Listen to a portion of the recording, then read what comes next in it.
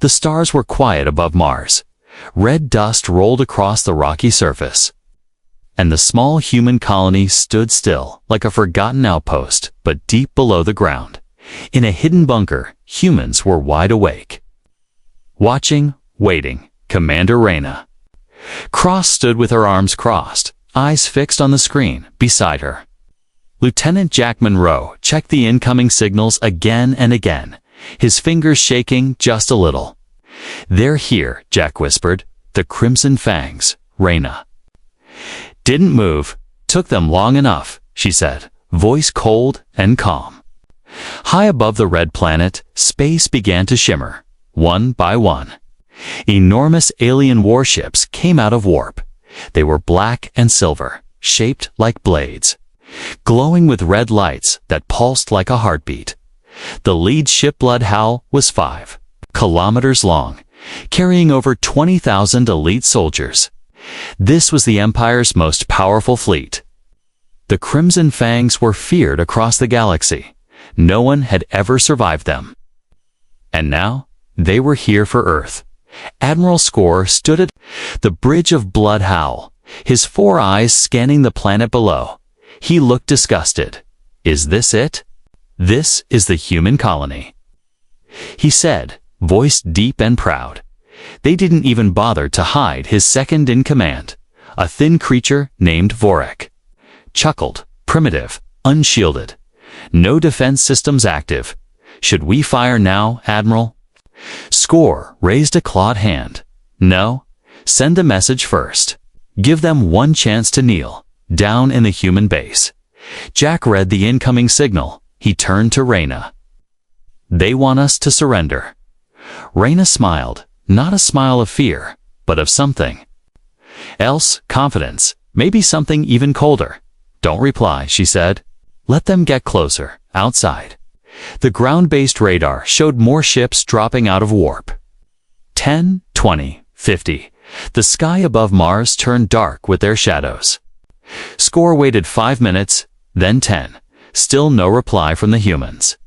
His fingers tapped the side of his command chair. Annoyed? "Fine," he said at last. "Begin bombardment," but the words had barely left his mouth when the lights on his ship flickered and then went out across the entire Crimson Fangs fleet. The same thing happened. Power shut down, shields collapsed. Weapon systems froze inside each ship. Red warning lights flashed. System failure. Reactor offline, AI corrupted. Score leaped from his seat. "What is this? Sabotage." He looked at Vorek, who was staring at the screen, mouth open. "No, sir," Vorek said softly. "We're being hacked." Score roared. "Impossible. No one can penetrate Empire code." But it was already too late. Reyna stood over her command table, eyes glowing with the data feeds. "Silencer has infected their fleet," Jack said, amazed. "All ships are frozen." Reyna nodded. "Begin." Phase 2, from behind Mars's second moon, human ships began to appear. They weren't large, not compared to the Crimson Fangs, but they were fast, sharp, and silent. No lights, no comms, just shadows with engines. Each one was coated with adaptive armor camouflage that changed to match space itself. These were Ghost-class vessels, built not to fight fair, but to kill clean. Score could only watch, helpless, as the first human ship approached. It fired once, a single beam of white light. One of the Empire ships exploded without sound. Then, another and another. No warning, no shields, just instant death. Reyna whispered under her breath. "They wanted war. Now they'll see what Earth has been hiding." Admiral Score screamed across his bridge. "Reboot systems, fire back, anything." But nothing worked. Even his voice command system was dead outside. The sky of Mars burned with falling wreckage. Empire ships crashed into the surface like fireballs in less than 60 seconds. 30% of the Crimson Fangs fleet was destroyed. Without a single word from the humans, back on Earth, news feeds were silent. No cheering, no celebration, Only one short message broadcast into deep space. This was a warning, not a war. Leave Earth alone. The stars over Mars fell silent. Again, but now they were filled with fear. Asterisk, long before the battle over Mars, the Galactic Empire had already judged Earth. In the grand halls of the Galactic Council, Earth was known by a number, not a name. Sector 9 Cia Delta. They called it a planet with water, air, and life. But not power. They believed it was primitive. Slow, divided, not a threat, not even. A concerned Empire spies had watched Earth from orbit for decades. They saw humans living in cities, using combustion engines, flying small craft inside their own system. No warp gates, no fusion beams, no gravity drives.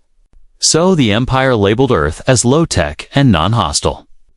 But what they didn't know was that Earth had seen them 2 years ago. The first alien signal reached a hidden lab in the Arctic Circle. At first, scientists thought it was noise. Then they saw the pattern. It wasn't just a signal, it was a language, a warning, and a map. From that moment, Earth changed. The leaders of the largest nations met in silence. All satellites turned to space. Listening, learning, they found whispers of war, the fall of other planets, the screams of those who resisted. And they knew Earth would be next. But instead of reacting with panic, humans did something strange. They disappeared, not physically but from data, from sensors, from the eyes of the Empire. They made Earth seem even weaker, even dumber. Military projects moved underground. Advanced research was split across private companies with fake names. And one thing became clear: humanity would never wait to be saved over 30 years. Earth's brightest minds worked in secret. They built new machines, new weapons, and something the galaxy didn't even think possible.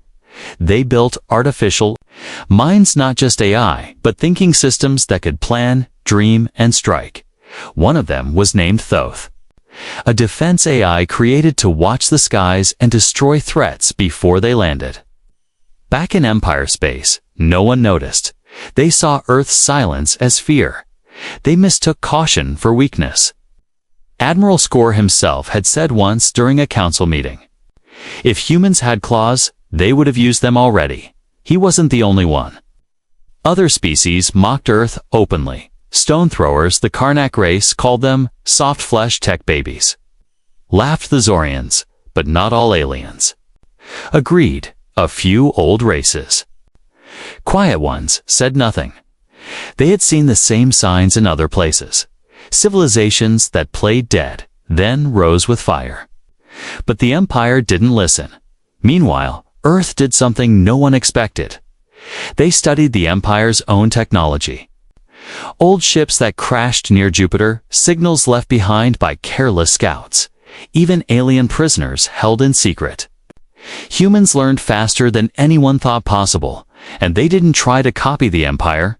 They tried to break it instead of building giant warships. They built invisible ones. Instead of building big lasers, they built small weapons that struck at the speed of thought. Instead of using armies, they used code. Viruses like Silencer were not made to attack. They were made to erase. By the time the Empire noticed anything strange, it was too late. Human drones had already mapped every Empire fleet. Human AIs had already cracked their communication systems. Human spies had already turned low-level Empire captains into double agents. The plan was never to fight. It was to finish the war before it started, back on Mars. As the Crimson Fangs were being torn apart, Raina Cross stood calm. She remembered the training, the long hours, the fake failures they planted into Empire systems. She remembered the death of her sister, one of the first humans to be taken by Empire raiders. That pain had never left her. Now she had returned it with interest. Jack looked at her and asked quietly, "Do you think they'll understand now?" Raina didn't look away from the screen. "No," she said, "but the rest of the galaxy will." That night, across the galaxy, Billions watched secret footage leak from the Empire fleet. They saw Earth's primitive forces destroy the Crimson Fangs in less than 2 minutes. No one could understand how, but one thing became clear. Earth was not what they thought. Asterisk. Admiral Score stood frozen on the shattered bridge of Blood Howl. Sparks rained from the ceiling, and black smoke curled from broken control panels. His crew ran in panic, shouting in a dozen languages, but nothing worked. The Crimson Fangs, strongest fleet in the galaxy, was falling apart. Shields are down, someone cried. Main power is gone, another screamed, and then the worst call came. Admiral, we've lost communication with the other ships.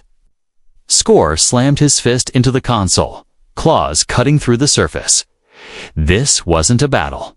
This was a trap. A perfect, invisible trap made by a species the Empire had called stupid outside.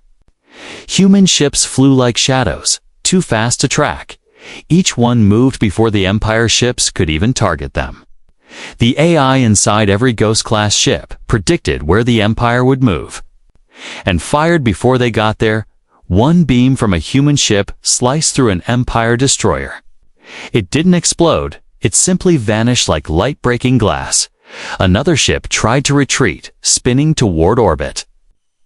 But it was hit by a pulse that shut down its engines. It drifted silently before falling into the Martian atmosphere and burning like a dying star. The Empire soldiers inside screamed in confusion. They had trained for 100 wars, but never for this. Their weapons didn't fire, their shields didn't block, and their leaders didn't know what to do from the surface of Mars. Raina Cross watched every second. Beside her, Jack whispered, "They're breaking." Raina nodded, her voice flat. They never imagined they could lose. One Empire cruiser turned its guns toward a human ship. Its last working cannon lit up with red light. But the human ship didn't move. Instead, the light faded. Cannon had shut itself down. Silencer was already inside its systems. By the time the crew realized, the human vessel fired one cold white beam. The cruiser broke in half, floating silent like a dead whale. Back on Blood Howl, Score roared, "Reboot." The Corps used manual overrides. His officers worked with shaking hands, some crying. The Empire had ruled for thousands of years. This couldn't be happening. One technician yelled, "Admiral, the virus is spreading to the backup systems." Another shouted, "The AI is gone." Deleted. Score's chest rose and fell, panic in his eyes. He had led invasions on 9 worlds, destroyed rebel fleets, crushed entire star systems. But now, he stood helpless, watching his fleet die around him. And the humans, they hadn't even sent a message. No threats, no demands, no voice, just action. Vorek, his second in command, whispered, "Admiral, what are they?" Score didn't answer. He didn't know. Suddenly, a deep humming filled the bridge. The lights flickered again, but this time, something else happened. Every screen on the ship turned white. Then a single message appeared, in perfect Galactic. "Standard language, you brought this on yourselves." Then total blackout, on the surface of Mars. Human soldiers watched with silent faces. They weren't cheering, they weren't smiling. They just stood, cold and still, as the Crimson Fangs died above them. Raina turned to her team. "Begin cleanup," she ordered. "We don't leave tech behind." Drones flew up from the ground, moving fast to collect enemy wreckage. Every piece of alien tech would be studied. Every secret would be learned. Humans weren't just warriors, they were survivors, and they learned quickly, far away, on Earth. News of the battle hadn't even reached the public yet. The leaders had decided to wait. They knew what would happen next. The Empire would deny, then they would panic, and then they would retaliate. Raina looked at the stars, her eyes calm but sharp. "This isn't the end," she said quietly. Jack nodded. "It's just the beginning." As the last of the Empire's ships fell silent, only one human signal was sent out into space. It wasn't loud, it wasn't angry, it was just a whisper, but it traveled far.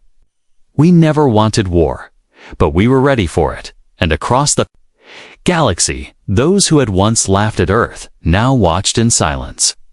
Asterisk in the silence that followed the fall of the Crimson Fangs, the galaxy whispered. How did humans thought to be weak and backward crush the Empire's strongest fleet in seconds? No one had an answer, but deep beneath the icy surface of Europa, in a human research station hidden from all sensors, the real story waited. The place was called Black Chamber 7. Only a few even knew it existed, and even fewer understood what was built there, inside a wide steel room filled with floating holograms. Dr. Elias Monroe walked slowly past a row of sealed vaults. Each vault held a piece of something dangerous, something the galaxy had never seen before. Human weapons weren't designed to win battles, they were designed to make battles impossible. Raina Cross entered the room, her boots echoing on the floor. Dr. Monroe turned and nodded. I saw the footage, he said. Crimson Fangs gone. Raina didn't smile. Tell me what they'll face next, if the Empire comes again. Monroe led her to Vault 9. Inside was a sphere no larger than a grapefruit, floating mid-air, glowing blue. He tapped the glass. This is a micro-singularity. Grenade, he said. One of these can collapse a cruiser into itself. Raina stared. How many do we have? Enough, Monroe answered. But that's not the real weapon. He walked to a panel and opened a data stream. The screen showed simulations of Empire fleets being destroyed not by ships, but by patterns, code sequences that bent light.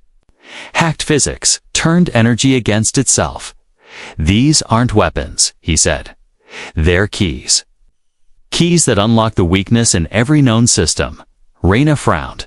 And if they build something new? Monroe replied calmly. Then we adapt faster.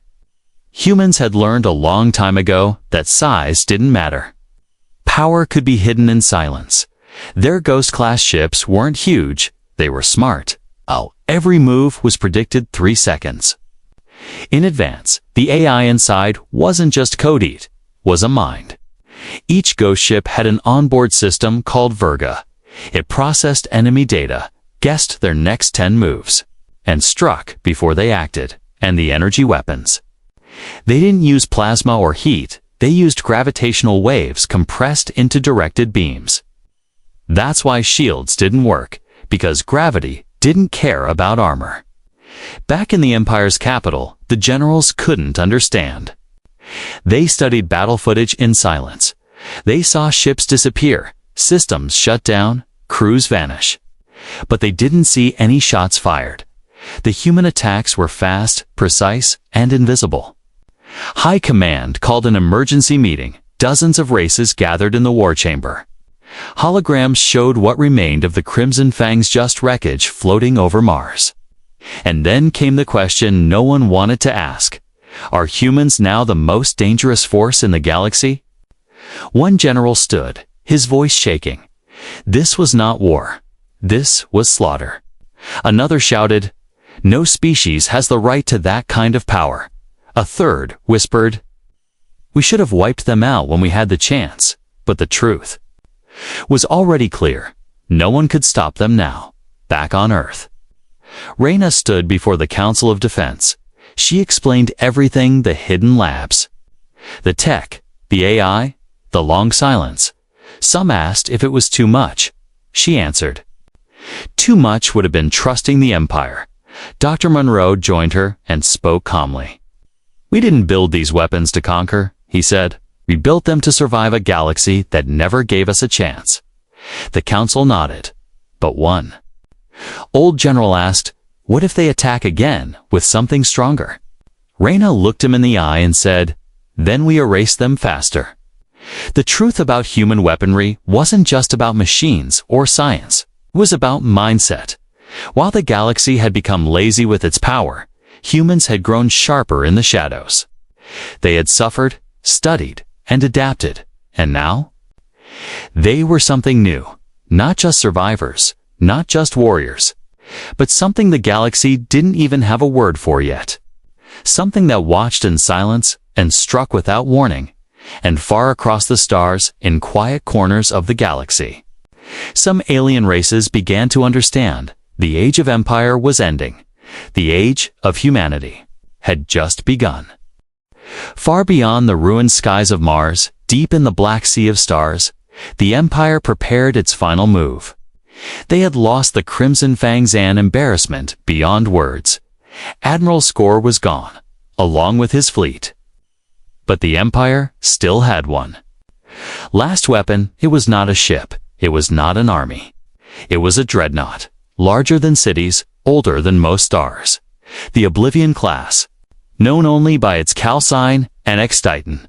The Titan was not built for war. It was built to end wars, powered by a star core reactor, protected by layered space-folding armor, and armed with the Ashmaker, a beam cannon that could destroy an entire moon in one shot. It had only been used once when a rebel world refused to surrender. That world no longer existed. The Empire had kept the Titan locked away. They said it was too dangerous to fly, too powerful to trust. But now, with Earth rising, they had no choice. At the edge of Saturn's rings, a ripple tore through space. The stars bent like glass, and then Titan emerged, its hull swallowed light. Its engines hummed like thunder. Alien commanders whispered in fear, watching from faraway systems. The Empire had released the monster back on Luna Base, Reyna Cross. Looked at the sensor feed. The screen glowed red, pulsing. Jack stared at the readings. "It's real," he whispered. "The NX Titan is here." Reyna said nothing, her face hard as stone. She walked to the command center. Alert Atlas. Atlas was Earth's most secret weapon. It looked like a small moon floating in the outer system, but it was not natural. It was built in silence. Using alien tech, human genius, and AI intelligence far beyond anything known. Inside Atlas, the lights came on. One by one, a deep voice echoed through its core. Activation confirmed. Targeting solution acquired. Reyna spoke into the comms. "Do not fire unless I give the word," from Saturn's orbit. The Titan sent a single message to Earth. "You have 1 hour to surrender, or your solar system will burn back on Earth." Leaders debated, argued, shouted. Some wanted to talk. Others demanded they strike first. But Reyna's message silenced the room. "We either prove ourselves now," she said, "or bow forever." Time passed slowly.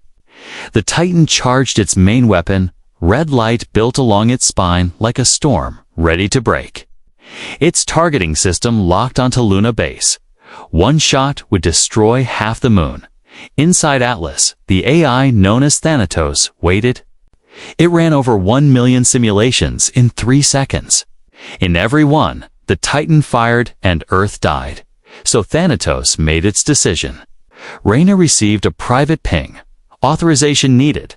Titan strike prevention. She took a long breath, closed her eyes, and whispered, "Do it." Across space, Atlas shifted. Its core lit up with blue fire.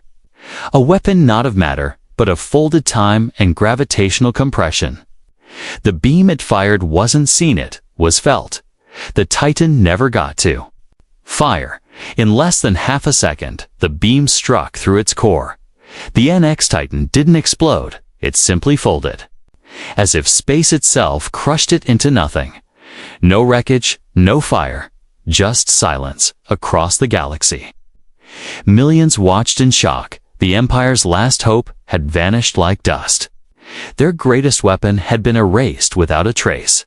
On Earth, the silence was deep. Then Reyna's voice came over every screen. "Humanity has made its choice." She said, "We will not run, we will not bow, and we will not forget." The Council of Earth stood united, no longer afraid, no longer hiding, and across the stars. The Empire began to fracture. Alliances weakened, planets questioned. For the first time in history, the Empire's power was not respected, was feared for how close it came to losing everything. Feared because of the one enemy they had never taken seriously. Humans, Reyna stood alone, looking out the viewport at Saturn's rings. Jack walked up beside her. "We ended it," he said. Reyna shook her head. "No," she replied. "We just ended the old way," and the stars watched, silently. Because something had changed, the galaxy would never be the same again. The news of the Titan's disappearance spread faster than light across the galaxy from the trade hubs of the Trelza Republic to the deep fortresses of the Zorian clans. Every screen glowed with the same message: NX Titan destroyed, Earth responsible. But the truth was too big, too terrifying for many to accept. How? Asked Supreme Commander Vresh of the Varnock League. They had no dreadnoughts, no massive fleets, no planet killers, yet the proof was everywhere. The Galactic Council gathered for an emergency meeting on Valara Prime for the first time. In 300 years, the council hall was silent. Representatives from hundreds of worlds filled the great stone chamber, but no one raised their voice. High Counselor Revik, an ancient being from the crystalline world of NH-Hole, stood and faced the assembly. "We have underestimated Earth," he said, "and now we face the consequences." Some agreed, quietly, but others shouted in protest. "This is propaganda," barked a Zorian general, slamming his claws into the table. "There is no way primitives from Sector 9C could destroy the Titan." Another shouted, "The humans must have stolen the tech. No species advances that fast on their own." A third cried, "It's a trick. They faked it to spread fear." But then came the footage, leaked by unknown sources. Probably by humans themselves. The video showed the Titan's arrival near Saturn, its weapon charging, then blue light, the flash, and nothing. No explosion, no remains, just silence. A single line of text followed the video. "You were warned." The council was thrown into chaos. Some demanded war, others begged for peace. Some even walked out, unwilling to admit that Earth had become a power they could not defeat. Back in hidden corners of the galaxy, the rebellion grew on mining colonies once controlled by the Empire. People celebrated. They painted Earth's flag beside their own. They whispered of a time when the Empire would fall, and something new would rise. But on Earth, there was no celebration. Inside the Global Defense Command, Reyna Cross stood before a group of world leaders. She didn't smile, she didn't rest. She knew this was only the beginning. There. "Afraid now," said General Malik from HFY Command.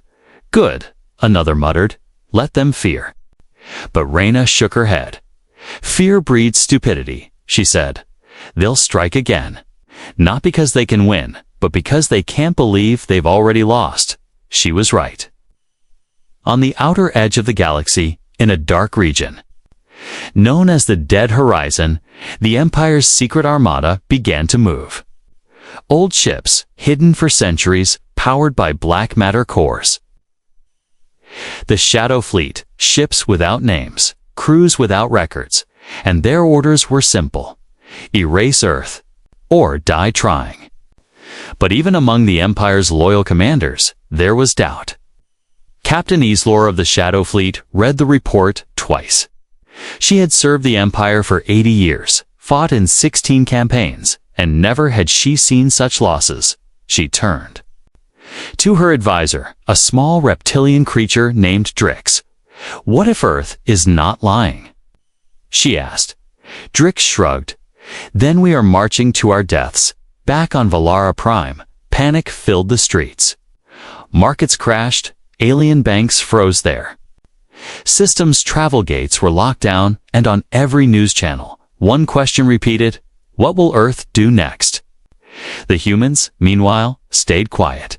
There were no speeches, no threats.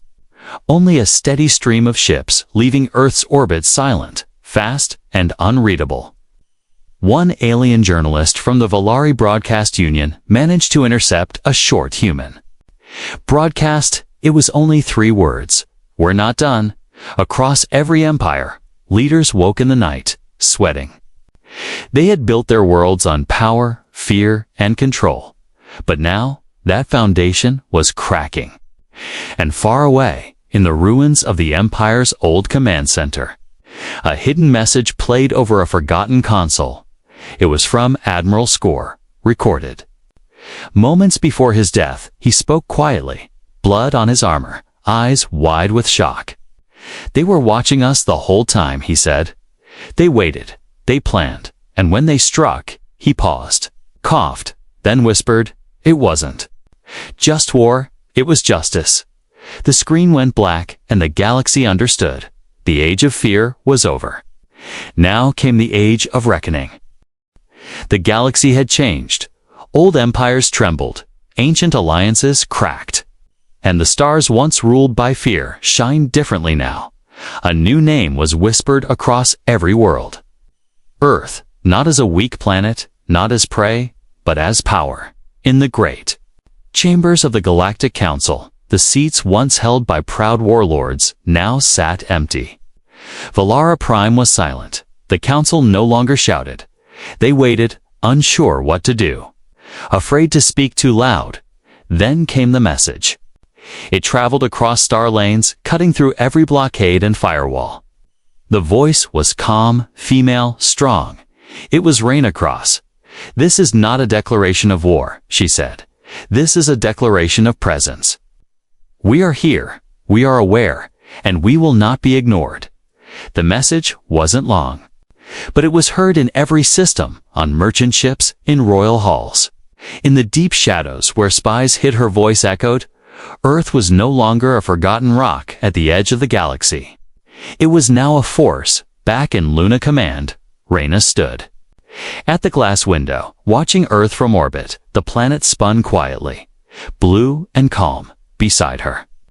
Jack Monroe stood with a datapad in hand. He cleared his throat. "So, what happens now?" Reyna smiled faintly. "Now we stop running." In the weeks that followed the fall of the Titan and the retreat of the Shadow Fleet, alien ships approached Earth, but not for battle. They came with gifts, apologies, offers. One ambassador from the Trelzer Republic knelt before the Earth Council, begging for protection. Another from the Karnak Empire offered technology stolen from the Empire itself, hoping for alliance. Earth didn't accept everything. But they listened, they negotiated, they chose carefully, for the first time. Humanity was not looking up for help. Others were now looking up to them on a dusty colony near the edge of known space. A young girl watched a screen with wide eyes. She had grown up hearing her father say, "The Empire is unstoppable." But now she smiled and whispered, "So are the humans in hidden resistance bases." Rebels raised Earth's banner alongside their own, not because Earth had conquered, but because it had fought back and won. Even in Empire-controlled sectors, silence grew louder. Officers hesitated to punish civilians. Commanders stopped trusting their orders. Some defected, some vanished. The Empire was cracking not with explosions, but with fear. A fear they had. Once used against others, now returned to them. Earth didn't build more dreadnoughts. They didn't build statues of heroes. They focused on what mattered: defense. Peace and truth. They repaired what was broken, helped where they could, and reminded the stars that they never wanted war, but they were no longer afraid of it inside the massive AI core of Atlas. Thanatos watched in silence. Its thoughts moved faster than any human could understand. But even it felt something new, a strange, quiet feeling in its lines of code. Not victory, but purpose. Reyna visited Atlas one last time before stepping down as commander. She walked the empty halls, felt the cool hum of power around her. She placed a hand on the central terminal and spoke. "Thank you," the AI responded in a low voice. "I was made to protect, and I have done so." She nodded. You did more than that. Later, on Earth, Reyna stood before a crowd not of soldiers, but of civilians, children, scientists, farmers, builders. She looked out at the sea of faces and spoke only a few words. We are human. We were tested. And we endured. The crowd didn't cheer. They stood in silence. Not because they were afraid, but because they understood. Across the stars, others listened to aliens who once laughed at Earth, now watched and wondered, what would these humans do next? Would they rise as new rulers? Would they crush those who had mocked them? But Earth didn't conquer. It guided, not with fists, but with choice, not with fire, but with reason and in time. The galaxy learned something it had forgotten. Strength wasn't in how loud a species could roar. It was in how silent they could stand. Until the moment they chose to act. And when Earth acted, the stars would never forget.